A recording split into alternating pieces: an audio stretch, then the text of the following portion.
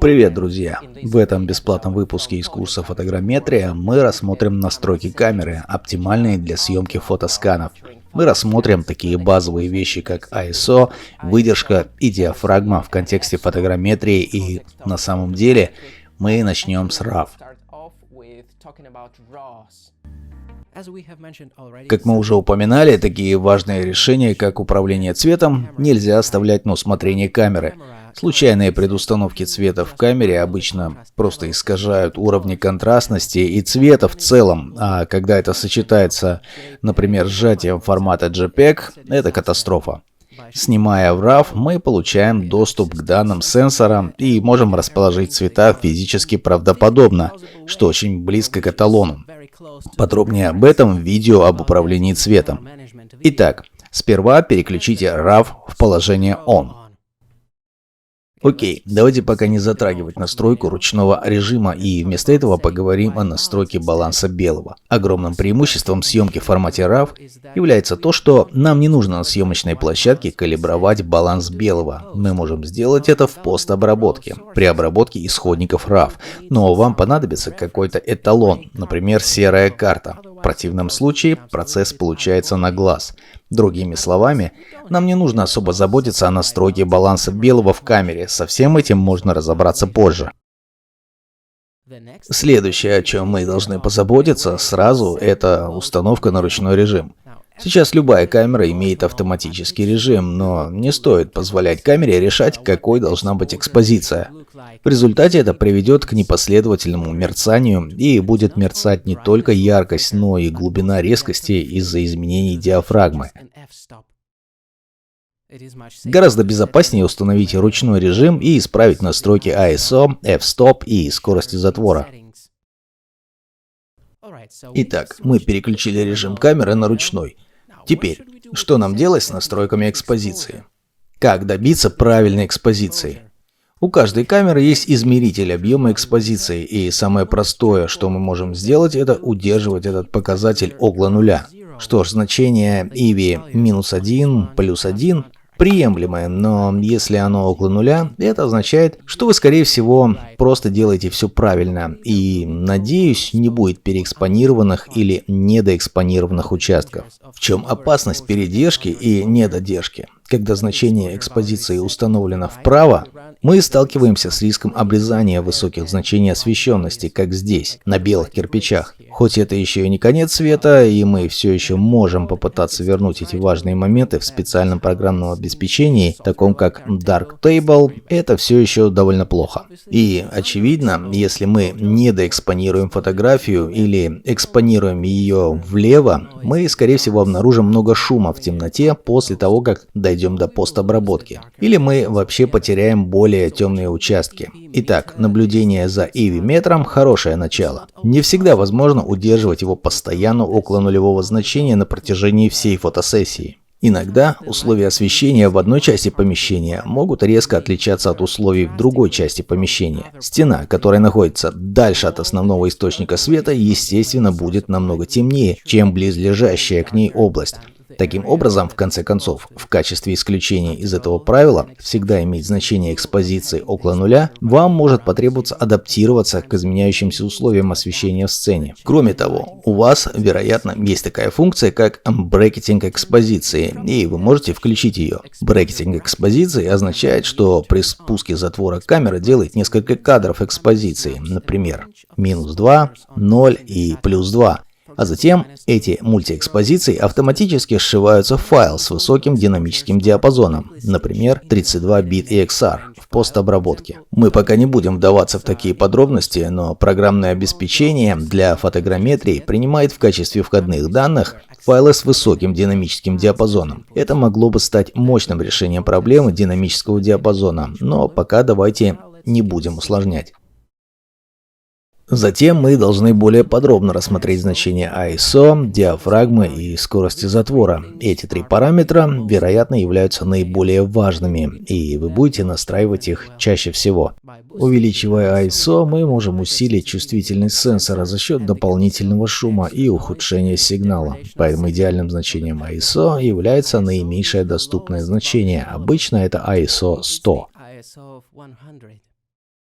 Но это также и самое темное значение. Что же можно сделать, чтобы компенсировать уровень освещенности? Проще говоря, мы можем использовать более длинную выдержку. Например, уменьшив выдержку до 0,1 секунды, мы восстановим значение IVI, необходимое для получения правильной экспозиции. О да, мы можем просто использовать более медленную скорость затвора, и нет никаких недостатков. Не совсем. Очень медленная скорость затвора приведет к тому, что при съемке с рук из-за тряски возникает сильное размытие движения, и в таком случае ни оптическая, ни встроенная стабилизация изображения не смогут исправить ситуацию. Выход – это использование штатива. Так что, если у вас есть время передвигать штатив между кадрами, это определенно звучит как лучшее решение. Окей, следующая очень важная настройка камеры – это значение f-stop или диафрагма. Проблема с открытием диафрагмы, чтобы пропустить больше света, заключается в том, что глубина резкости становится малой, и как только вы начинаете закрывать диафрагму, увеличивая значение f-stop, все становится в фокусе. Но при этом все становится темнее, и это тоже надо как-то компенсировать. Вы уже догадались. Опять же, снизив скорость затвора. Окей, скорость затвора снова спасает положение. Итак, вы скажете, что мы должны максимально увеличить значение диафрагмы?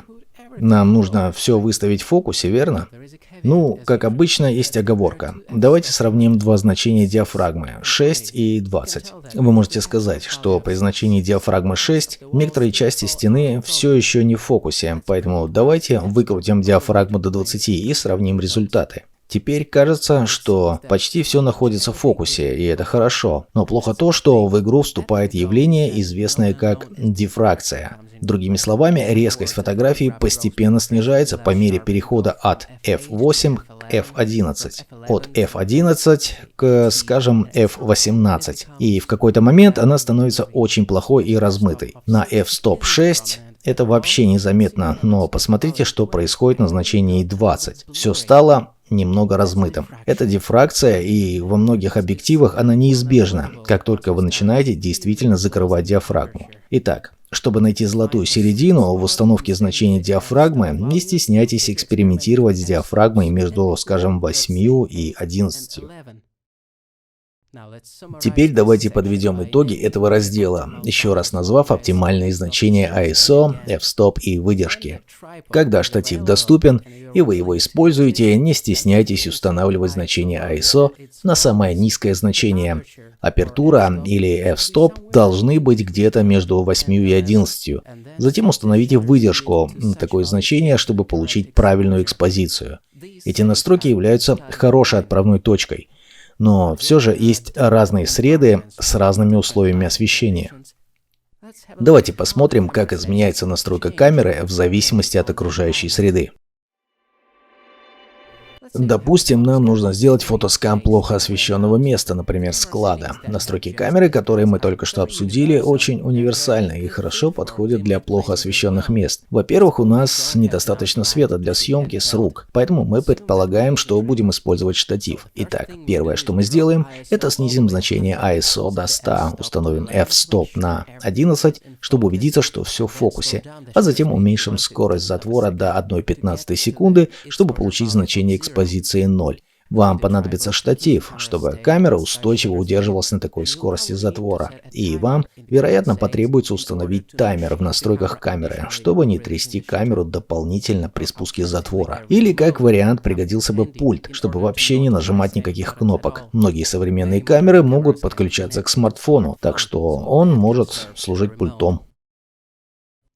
Другой тип сценария фотоскана – это когда света достаточно для съемки с рук, например, на улице. Говоря «достаточно», обычно недостаточно снизить ISO до самого низкого значения, поэтому необходимо пойти на компромисс. Например, ISO 200, f-stop 5,6 или что-то в этом роде. И потом, самое главное при съемке с рук, затвор должен быть выставлен как можно быстрее, скажем, быстрее 1,5 секунды, иначе будет тряска, независимо от оптической или встроенной стабилизации изображения.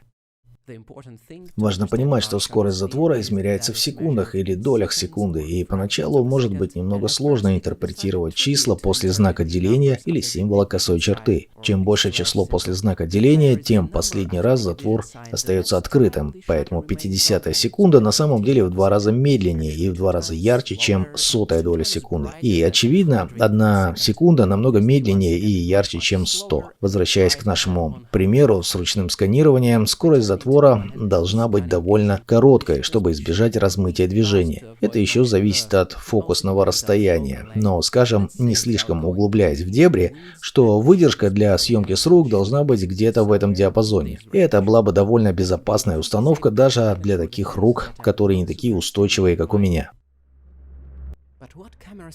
Но какие настройки камеры выставлять в самых темных подземельях, где света действительно очень мало? В таких экстремальных условиях может пригодиться включение встроенной вспышки. ISO должно быть на самом низком уровне, f-stop на 11, довольно короткая выдержка и вспышка. Вспышка может освещать несоответствие между кадрами. Как правило, это срабатывает в темных помещениях. Таким образом, вспышка в камере может быть пригодным методом сканирования таких темных сред. Теперь несколько слов о Drive Mode. Как правило, Drive Mode следует оставлять при одиночной съемке. Обычно он настроен по умолчанию, поэтому вам не нужно ничего трогать, чтобы активировать его. В некоторых случаях, когда много света, Drive Mode можно переключить на непрерывную съемку. Активируя этот режим, вы говорите камере снимать сериями, поэтому вы нажимаете и удерживаете кнопку спуска затвора, и она ведет себя как съемка видео. Однако сделать это довольно сложно, поэтому я бы рекомендовал придерживаться режима одиночной съемки. Итак, это основные настройки камеры, используемые для фотограмметрии. Важно понимать их все, потребуется некоторое время и некоторая практика, что наиболее важно, чтобы запомнить все эти настройки и использовать их соответствующим образом. Но это того стоит, чтобы уметь создавать максимально качественные модели. В дополнение к настройкам камеры, которые мы только что обсудили, важно еще раз повторить настройки объектива, полезные для фотограмметрии. Как мы уже упоминали ранее, качество окончательного фотоскана во многом зависит от качества пикселей на исходных фотографиях, а это, помимо прочего, зависит от качества оптики. Некоторые объективы, как правило, производят много хроматических аберраций и других артефактов, в то время как другие объективы намного резче и чище с точки зрения того, как они отображают материал. Объективы с постоянным фокусным расстоянием обычно имеют тенденцию быть немного лучше, чем зум-объективы с точки зрения этих артефактов. Но зум-объективы также работают очень по-разному, например, в зависимости от фокусного расстояния. И не только фокусное расстояние, но и значение диафрагмы или f-stop. Стоит проверить в интернете, какие самые резкие фокусные расстояния для вашего зум-объектива. Например, 50 мм оказались самыми резкими на Sigma 17 для 55 мм зум-объектива. И, кроме того, значение f-stop 8 также показал довольно четкую визуализацию. Так что это определенно то, на что стоит обратить внимание, если у вас есть объектив с переменным зумом. Ладно, что еще можно сказать о настройках зум-объектива? ПО для фотограмметрии любит, когда все исходные фотографии снимаются с одинаковым фокусным расстоянием, что упрощает реконструкцию. Поэтому, если на вашем объективе нет переключателя, фиксирующего их фокусное расстояние, вы можете сделать это вручную, просто зафиксировав его. Да, я знаю, что это выглядит грубо. Другой фактор, влияющий на выбор фокусного расстояния, это кадрирование так, как вам нравится кадрировать объекты. Если объект довольно маленький и вы все еще хотите оптимально кадрировать его, чтобы он занимал большую часть изображения, то имеет смысл увеличивать масштаб и использовать большое фокусное расстояние. Что касается значения диафрагмы, как мы помним, чем оно больше, тем шире наша глубина резкости. Другими словами, обычно оно должно быть около f8 или даже f11 для оптимальной глубины резкости и всего в фокусе. Что касается кадрирования, мы можем сделать его немного шире в узких местах, таких как коридоры. Имеет смысл сделать его как можно шире, независимо от того, 24 или 14 или даже больше. Если вы используете камеру с кроп-сенсором, то в некоторых местах вам просто необходимо использовать рыбий глаз. Таким образом, тип окружающей среды очевидно влияет на выбор фокусного расстояния и объективов в этом отношении. Большое спасибо за просмотр, и, конечно же, если у вас есть какие-либо вопросы, связанные с фотограмметрией и, в частности, с настройками камеры в контексте захвата фотоскана, не стесняйтесь оставлять свои комментарии ниже, и, конечно же, обязательно ознакомьтесь с нашим полным курсом по фотограмметрии на Blender Market, Gumroad и на сайте creativeshrimp.com. Не забудьте также посетить наш Discord канал, который мы сейчас тестируем. Там есть специальный чат для студентов курса фотограмметрии, а также канал поддержки курса. Ладно, берегите себя и увидимся.